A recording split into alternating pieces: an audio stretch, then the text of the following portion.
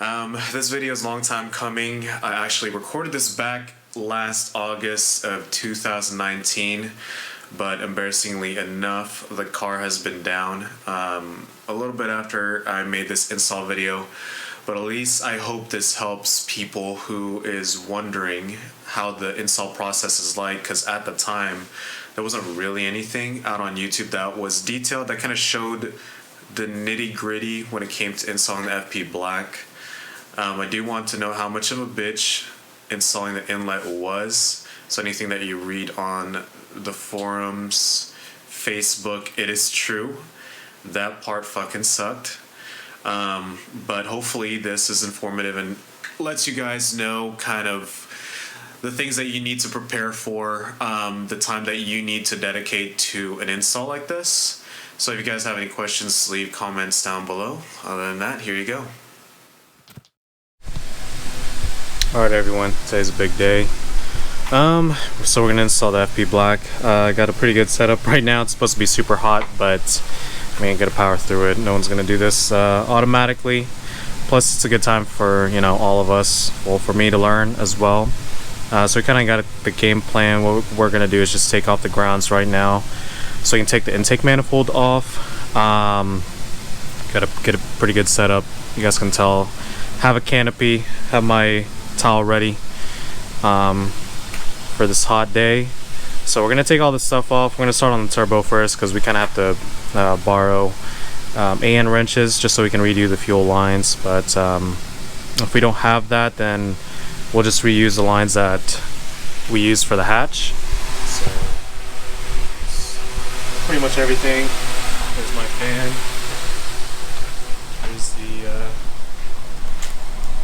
There's a setup for the to make sure that I'm protected, because I've worked in like 100-degree heat, like parting out of my 2016 WRX here at John's house, and that was terrible. So we kind of learned from it. But let me give you guys a quick rundown of what we're gonna do. And it should be relatively simple, but as you know, like with any Subarus, it's gonna be pretty complicated. Some shit will come up and it's gonna delay the whole process by like an hour or two, but let's do our best to prevent that. Okay, just have to flip the microphone around so you guys can hear me, since this stock microphone for the GoPro is pretty garbage. So what we're gonna do is we're gonna take these grounds off of here. Those should just be 12 millimeters. We'll have to undo the battery, make sure that's good to go. We're gonna have to take this intercooler piping off. We got our IAT bung welded right there by Leif. I'll link his social media in the description, so you guys can hit him up if you're in OKC, you need some welding done. Does a pretty good job. He polished it as well. We're gonna have to remove this intercooler piping, and we're gonna mount the fuel pressure regulator about right here, and mount the flex fuel sensor here. So basically it's gonna run like this way, then up to the flex fuel sensor, then over to the fuel pressure regulator, then back to the return. So it'll be relatively simple. We're gonna have to fab up a bracket right here to make it work. We have to fab up a bracket for the flex fuel sensor, but I'm just gonna pull that off of the intake manifold from the hatch. So you can see that here. It's a custom one that John made. Not gonna take any credit for it because he's the one who did it all. And then we're gonna take the 1500cc injectors from the hatch, which are still currently bolted onto it, and then if we need to, we're going to reuse the lines. If we can't get AN wrenches, then we have the 4-bar map sensor from Omni to make that happen.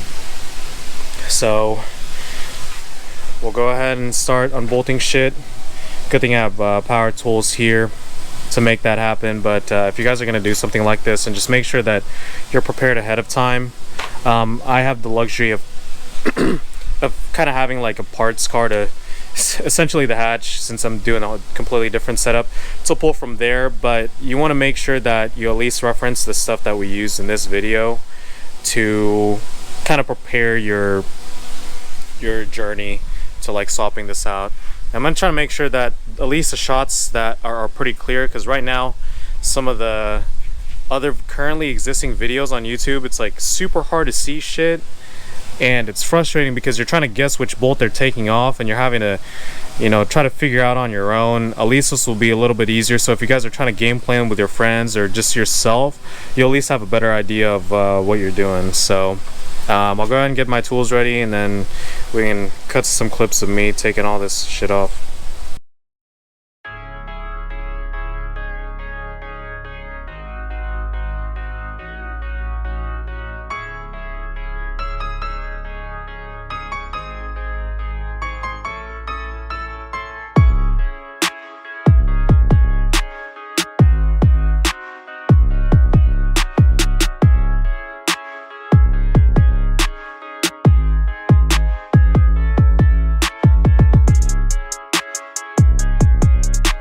Alright, so we removed the intercooler piping.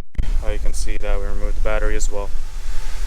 It's out of there. Kind of have to pop my bumper off to pull that elbow, because basically went like this downwards and then went to towards the right. I have to remove that to make it happen. I have to remove that piece, and there's our baby stock turbo that we're going to be removing here shortly.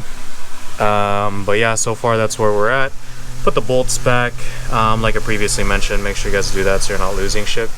You're not having to run to like Ace Hardware and try to get a replacement. So we'll go ahead and start removing the alternator right here.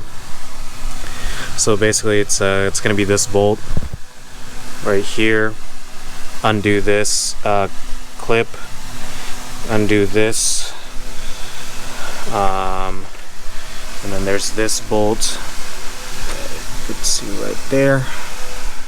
I'm gonna have to break down this bolt, so we're gonna move the alternator downward so you can pull the belt off. You have to do that with an AC compressor as well. So on the GDs, at least we have this tensioner. It's a little bit different on the GRs. Whenever they have the you'll need like a belt stretch tool or just a flathead. But essentially what I'll just have to do is remove that nut down there, right here where I'm pointing, and just unscrew this so it loosens the belt. But yeah, we'll go ahead and start on that now.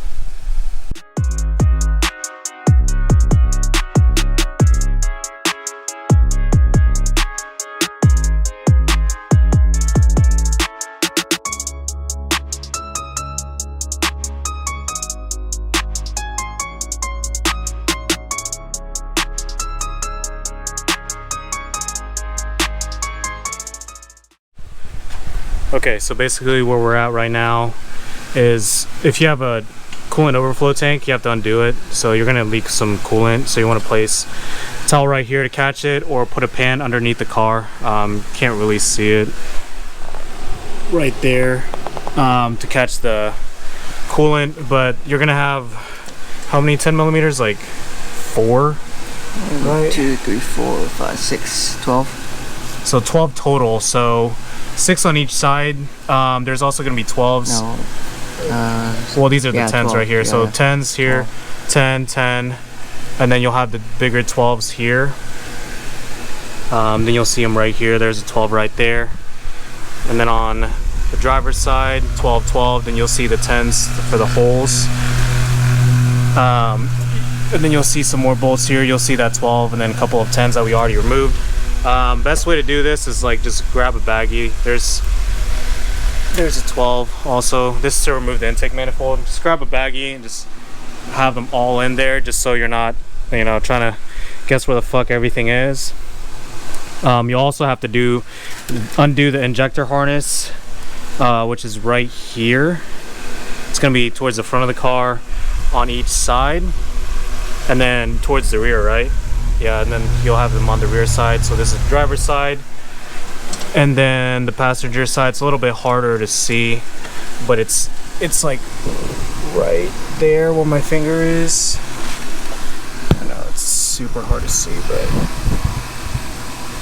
it's like in this area. It's like towards the turbo.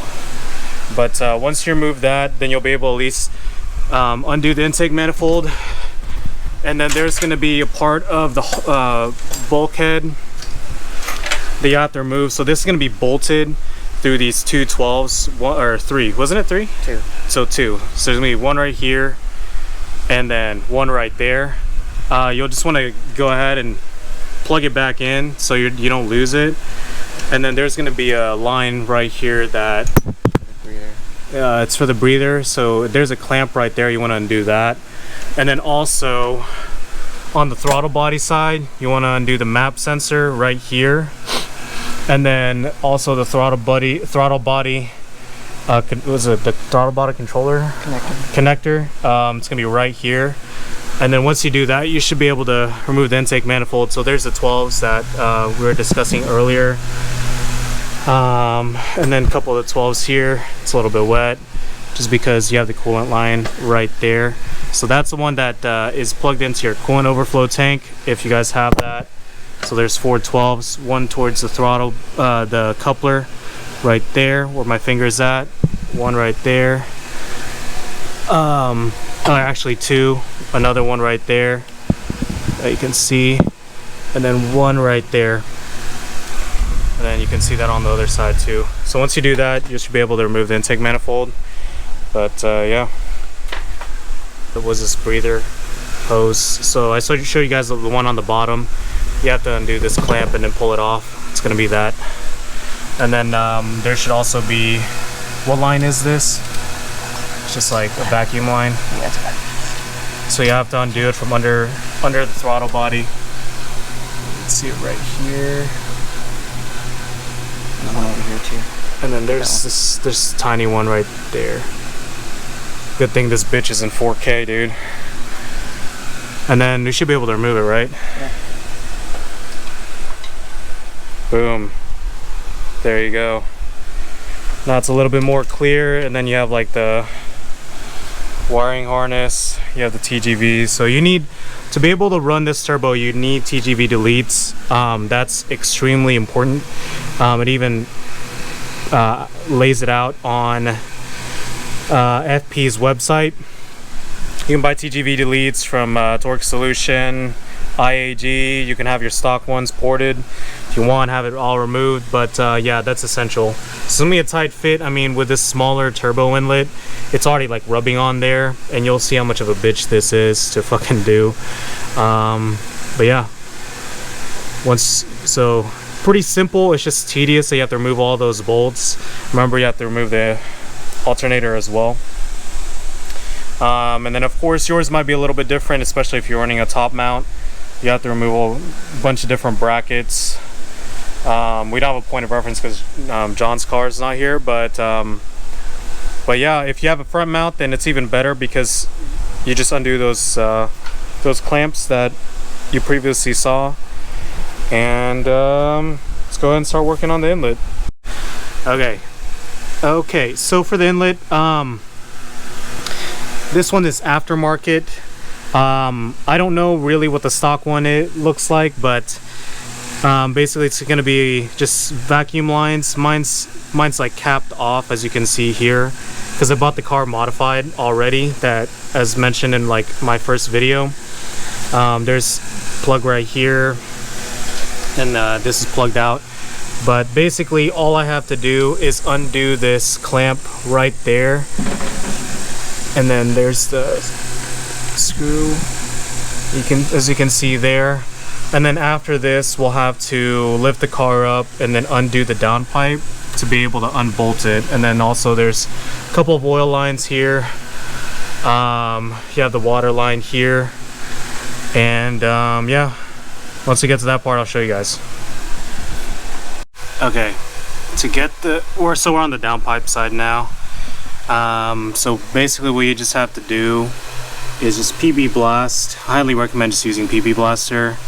And whenever you're working like on the intake manifold side, just go and blast this bolt, there's a nut down here. You guys can kind of see it where my finger is at, right here. And then there's another nut on this side, about where my finger is. You guys can see it. See the thread right there. My index finger is touching it. Basically, you have to undo that. On mine, since it was you know, previously owned. You can see there's like Allen heads down over there, one over here that you can kind of see. It's down there in the housing. And then just a couple more. I think there's 3. There's one under the turbo, so we have to remove that. But right now, basically, we have to remove the downpipe. I have an NVIDIA Catalyst downpipe, so if you have the stock downpipe, you'll have to remove basically all of the heat shield. It's like a couple of 10s all around. There's like 1, 2, and 3. You'll have to undo those. If you have a newer one, you'll have to remove the bracket. There should be like a bracket that goes into the transmission. You have to undo those. There's going to be one in the middle, and then there's going to be one towards like the block around like this area. You'll have to remove those so you can get to this area. Either way, if you're running a stock downpipe, you'll have to remove the heat shields. If you have an aftermarket one, well, you don't need the heat shield. You'll just have to remove the bolts. So there's going to be 5 up here. So I already showed 4 of them. There's going to be one underneath the car, so I have to lift it up. Then there's going to be one that bolts onto the transmission, and then 2 that bolts onto the mid pipe, and then you guys will see that here shortly. But basically where we're at right now is pretty close to removing the turbo. I already removed the inlet and transferred over some of the fittings that were on my old one. So if you guys can look at the massive difference between the one that went into my stock one. This one's aftermarket. I don't know what brand this is, JMT. But look at the massive difference. So this is why people were saying it's a massive bitch to put this 84mm one into the car. Ran turbo blanket. I don't have one for the FP block, but I'll buy one. It's no big deal. This is what it will look like once you guys remove it. So if you have the stock turbo inlet, the shitty plastic one, you can do it without removing the intake manifold, but it's going to be easier to get to it. There's going to be a lot of vacuum lines on the stock turbo inlet that you'll want to remove. Of course, I don't have to do that because I already had an aftermarket one. So basically all I had was the clamp that went right here. Made my job a little bit easier. With mine, you'll have to undo the oil line right here, and then there's another oil line right there that you can see. Mine is aftermarket. If you're doing the same job, you want to make sure you get aftermarket. So right here, these are IAG lines that the previous owner put on my car, but basically you want to replace it because the stock one, it's hard lines and there's no flexibility for it like this. You're gonna have a hard time putting any aftermarket, well, you'll have a hard time putting any aftermarket turbo, period. So you just want to go ahead and replace that. But yeah, that's pretty much where we're at right now. Okay, audio might be a little loud. I have the microphone on my face, but here's the bolts underneath the car. You can see right there, just light, and one right there.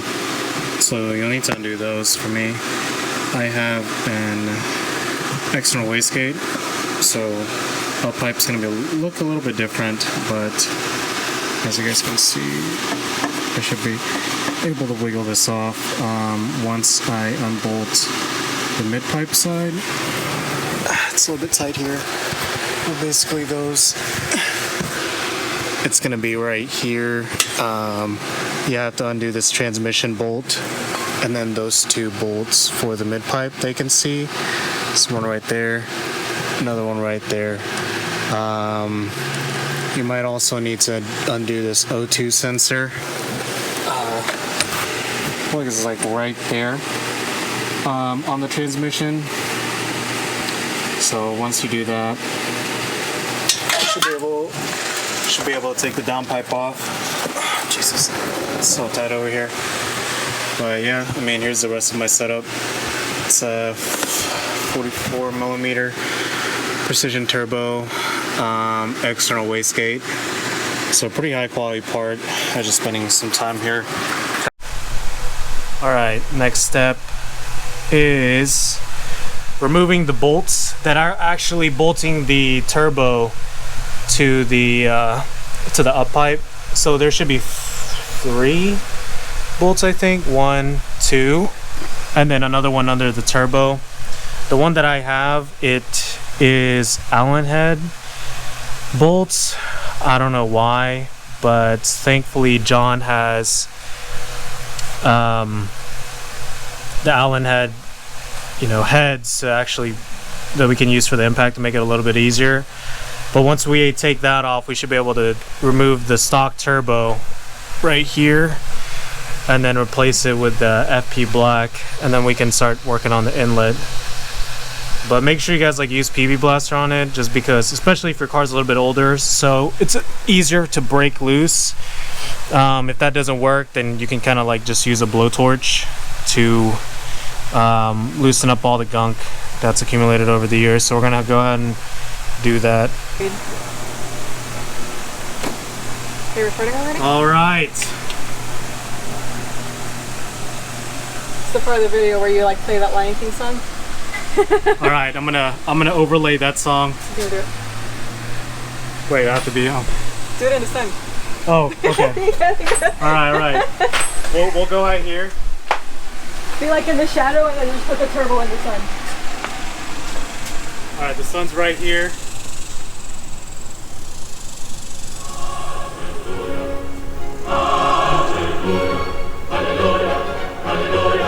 The Savior is here. And set the Gasket in. yeah.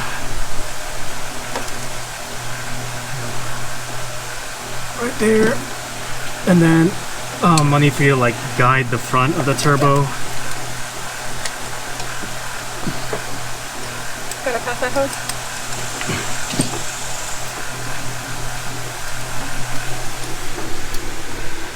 It's happening!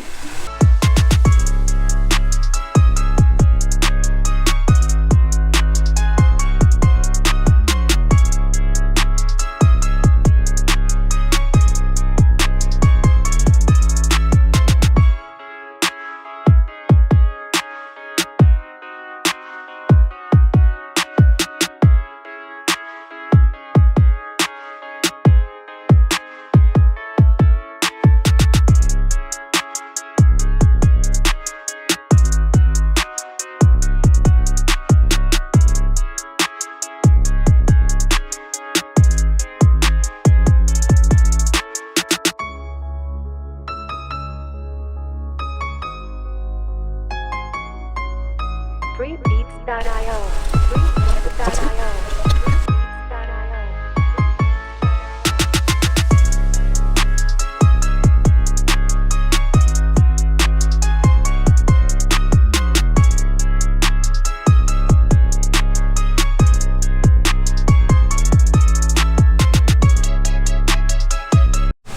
Alright guys, we got the FP block in here. We used Gabby's Subaru spark plug tech hands to get it in there.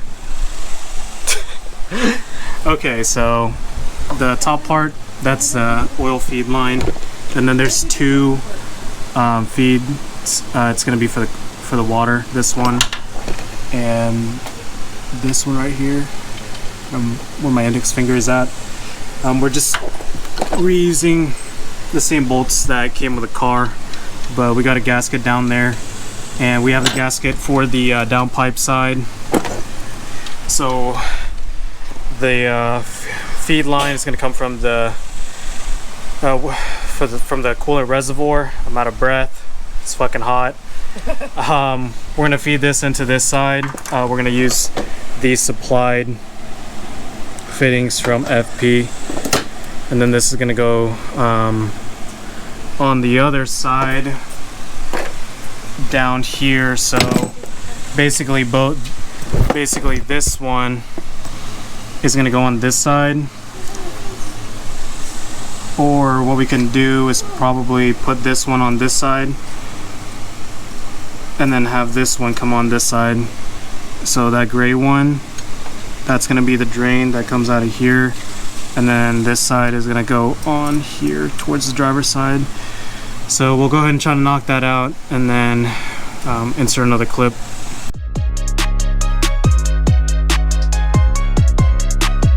Get this beat untagged for free at freebeats.io.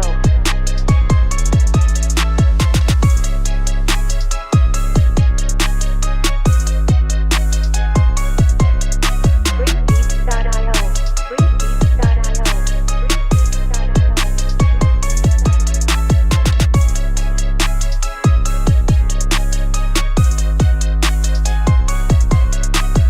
Get this beat untagged for free at freebeats.io.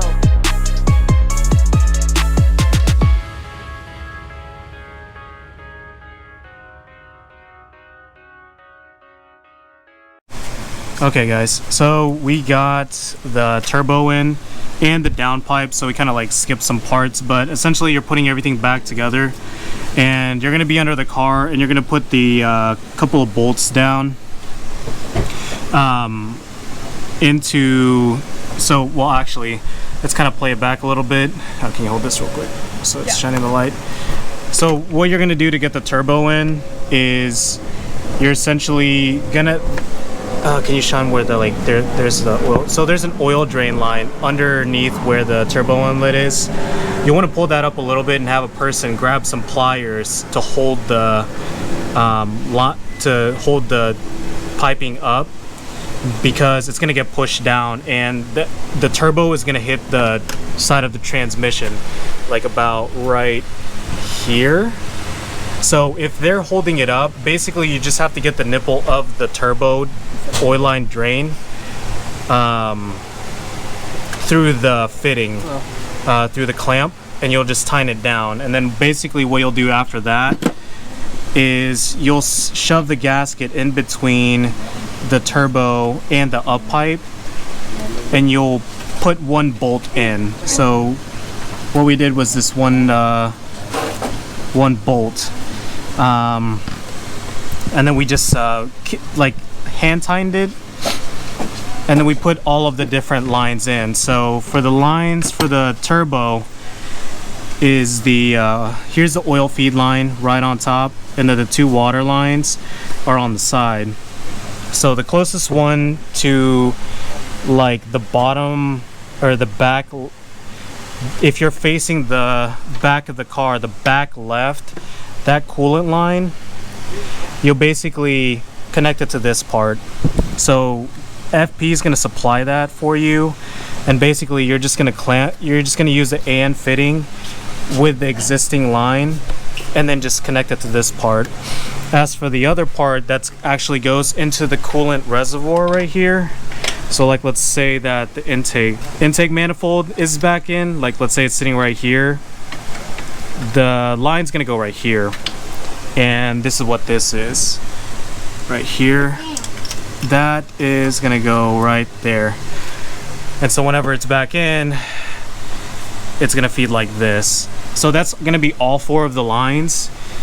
And then once you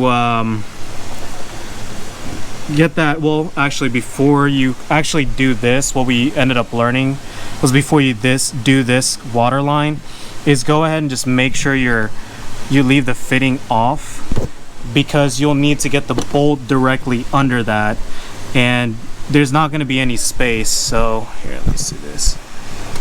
So that bolt right there, Like right there. no, not that one. No, not that one. It's like that, this one where my index finger is pointing.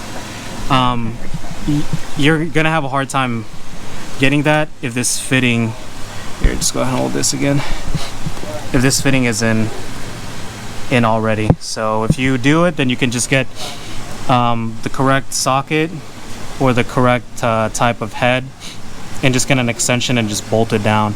So 1, 2, and then you'll have to look over, and then where the downpipe's covering it, there's going to be a third bolt. So you'll want to get that. So once you get all three of those down, then you can put the downpipe back. So that one's the easy part. Basically you have one person, and Gabby was on the top. Wow. You'll get, she got this bolt right here on the downpipe into the turbo, this bolt, this one right here. We had a hard time, so we just kept it tight. This one right here, and then this one back here. So the person on the bottom should be able to see that, and they can help out with it. And then there's gonna be a nut directly under where my finger is for the turbo. So it's gonna be those 5, 1, 2, 3, 4, and then 5 on the bottom. You'll just get all of those in, then you'll get the little bolt that goes into the transmission brace, and then the 2 that goes into the mid pipe. So that's gonna have the turbo bolted down. So now as for the inlet, we got the inlet in. What we had to do was basically remove the TGVs. As you can see here, we completely removed them because we need to replace the injectors anyways. But getting the inlet in, you can kind of see how tight it is. Like if you just look directly right there, like the clearance is very tight, and in the previous owner you can see the indentation into the inlet. That's completely normal. Basically what we're gonna have to do is just shove it shove it into the hole where it's tight. Cue all of the sexual jokes possible. Yeah. But that's pretty much the easiest way to get the turbo inlet. And this job, to be honest with you, I mean, how long have we been out here? I mean, you've been out here longer than I have. Yeah, I've been out here for like 5 or 6 hours. Yeah, so I've been out here for way longer than that. You've probably been out here for like 9 hours, I'd say. Yeah, so definitely you guys are gonna have to like really allocate a lot of time just to do this kind of job. And you want to have friends and moral support. Yeah, exactly. You know, shooting their prayers over to us. So definitely you guys will have to allocate a weekend to do this, especially this kind of job with like doing a flex fuel kit and stuff. I mean, you can kind of see just all the parts that we have, but make sure that you guys are keeping track of where all their bolts are, because it's easy to lose them. 24 hours later. Okay, so we're here the next day. Like I was saying last night, we basically just got the inlet in, and we got all the bolts in. We got the downpipe in, bolted to the turbo, and we have the wideband for the ECF1 plugged into the downpipe. So basically what we did, which was a massive bitch just to make the FP Black work, this inlet, it's gonna pinch right here into the inlet. There's just no way around it. Like, the inlet's gonna be thick enough so you shouldn't have to worry about it causing issues, but it's gonna be pinched like this no matter what. Like, you can kind of see the angle and how it's like curved right there. That's just the design. There's no way around it. There's plenty of other people that experiences that, so you shouldn't have it, you know, you shouldn't worry too much. And then we got the TGVs bolted in. What I had to do was I had to use the TGVs from my hatch, the billet ones, just because the ones that came with this car, it was the stock TGVs that just had the butterfly valves removed. So I just plugged these in to make it plug and play with the fuel rails from Deechworks, and that's how you pronounce it, by the way, Deechworks. So make sure you guys know. Also the 1500cc injectors that are going to be going on this car. So you got the TGVs here, they're all plugged in. It's a little bit tight fitting here on the GD chassis. It's a little bit easier on the VA chassis once you get them situated. But the VA chassis, you know, you'll have the bulkhead here, but for me, I have the catch can. Got the TGVs on this side bolted in. It's all there nice and tight. And then we have the old like fuel lines right here that we're gonna be redoing. Essentially what John and I have done so far, we'll go to the inside of the car, is there was a 3-pod gauge cluster, gauge cluster here. What basically we did was we got the ECF1 in, and we used the existing lines to fish it through the firewall. So we basically kind of like taped it, pulled it in, taped them on the other side, pulled it in, so on and so forth. So we're not having to do it manually. We use just what is currently existing in the car to get it done. So that's where we're at right now. So then once it's in there, you have the ECF1 in there, and then basically what I'll have to do is I need to use to ground the ECF1. So I'll have to remove this dash. There's like a clip here, and then I think there's like some screws there. It might just be this clip, I don't remember, on the GDs. But the ground's gonna be about right here where the chassis sits. But yeah, that's currently where we are at. And once inlet intake manifold's back in, we're gonna mount the flex fuel sensor around here, or not flex fuel sensor, the fuel pressure regulator around here, and then the flex fuel sensor around here. So yeah, let's get to work. Okay guys, thanks for tuning in. That's the end of the FP Black install. If you want to tune in to the ECF1, which is the alternative I decided to go in terms of getting the flex fuel functionality, tune into the link down below. I actually did them both at the same time, but I didn't want to make this video too long just because there was going to be 2 installs.